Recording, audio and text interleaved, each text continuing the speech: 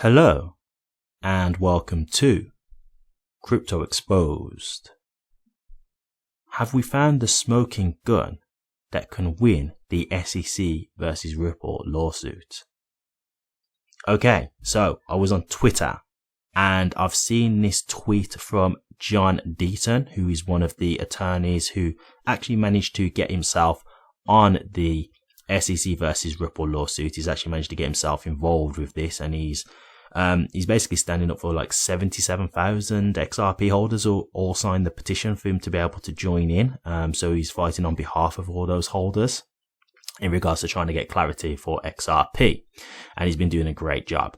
And this is something that he's found. He actually had put this in a tweet before, but he'd actually missed this important note out, and he's just going back over it. But the thing is this is in one of the Hinman emails, and this makes me think, we've already seen what Brad Garlinghouse has said about these Hinman emails, how they're very damning, right, and shows just how corrupt the SEC is.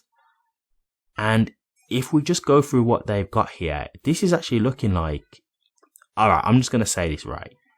When I'm looking at this right now, if this is part of the Hinman emails and there's more things like this, I can't see how the SEC can win if the judge is being fair.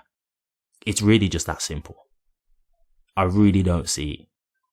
I can only think of corruption if SEC still managed to win this. So let me just go into it and then we can discuss this a little bit further. So John Deaton wrote, I think they were included but not all referenced in the brief argument, but I missed this even though I tweeted it out. Read the footnote. Exhibit 220 is part of the SEC emails. XRP is mentioned and that there are reasonable grounds XRP doesn't satisfy all Howey factors. Huge. Very, very big. So I'll just quickly scroll down so you can see that there. And if you just look in the brackets, it basically just says here, there are reasonable grounds to conclude that XRP does not satisfy all elements of the Howey analysis and is therefore not a security for purposes of the federal securities laws. This is groundbreaking. Okay, let me just say this, right? We've already seen how the SEC have tried to twist and manipulate the Howey test to their liking, right? Because the way it used to work is there's 4 prongs of the Howey test, right? And an asset has to meet all prongs of the Howey test to satisfy that it could be a security. So if one of the prongs isn't met, it can't be deemed a security. Okay, so it may be that, for example, it meets 3 prongs, but then the 4th prong it doesn't meet that criteria. So now it's not a security. But the SEC have now tried to manipulate it in a way where if you only meet one of the prongs, it can now be deemed a security. So we can see how they've tried to manipulate it. But look at this here in these in this footnote with regards to the emails. They're actually blatantly saying that XRP doesn't satisfy all of the elements of the Howey test, and so it's not a security. It actually says it right there in black and white. Look at the screen. So, like, how can we have that right there? And if this is in the Hinman emails with much more emails to come, much more information, if this is the kind of thing that's being discussed, how can Ripple not win this lawsuit? It just wouldn't make sense anymore. Like, the only thing I can say is corruption. That would be the only thing in my mind that would make sense. I mean, look, I'm not a lawyer, so maybe, you know, if it came through and Ripple lose, that there'll be an explanation and it will be like, no, that is a fair assumption, blah, blah, blah. Maybe. But if they're clearly saying here, and this is the SEC discussing XRP, and they've clearly said it doesn't meet the prongs of the Howey test, the Howey analysis, so it's not a security, how does this even go any further? How can you now be looking to still say that XRP is a security when you've got documents clearly stating this? And then if this is discussions that they were having, let's say this was before the lawsuits, because I'm going to assume that it was, right?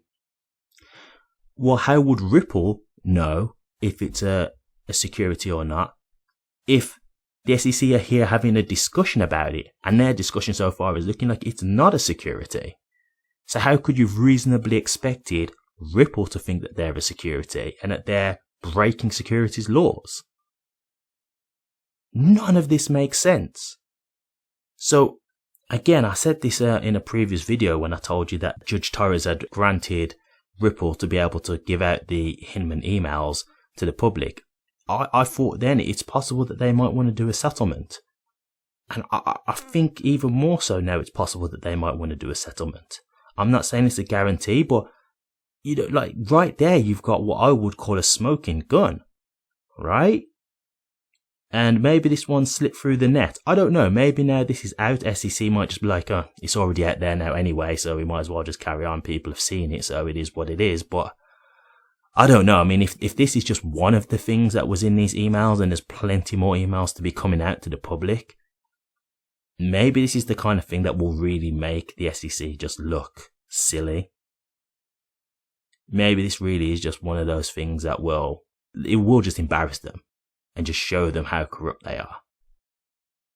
So, just a quick update for you guys, but I think this is huge. I really do. I think this is massive, and man, I just can't see how Ripple can lose this lawsuit right now. If we're talking about just being fair, and you've got that right there in black and white, the SEC discussing it and clearly saying that it doesn't meet the prongs of the Howey analysis to be deemed a security. I can't see how they feel they can try and get around that now and still try and think that they can argue that it is a security. So, just some food for thought, guys. I think that is huge. Like, John Deaton has said that himself, and I agree. That is massive. How that slipped through the net before, I don't know, but we've seen it now. So, you know, it's very, very interesting to see. And yeah, I think to me that really kind of changes the scope of this lawsuit right now. It's making me very more excited for the resolution, because I'm just getting that little bit more confident that it's looking like we could really win this. I'm really starting to get comfortable and confident that, you know, we might actually have this in the bag. So, good news there, and here's hoping, guys. Here's hoping. It's been a long, hard battle. We've stood tall. We've gone through the mud of all this, through the thick of it all, and stood our ground.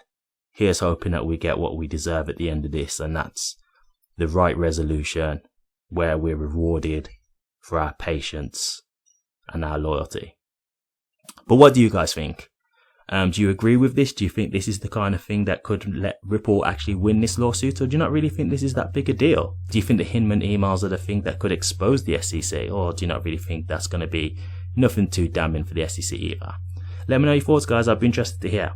Thank you very much for watching this. If you did like it, please remember to drop a comment, like, and subscribe. But until next time, take care.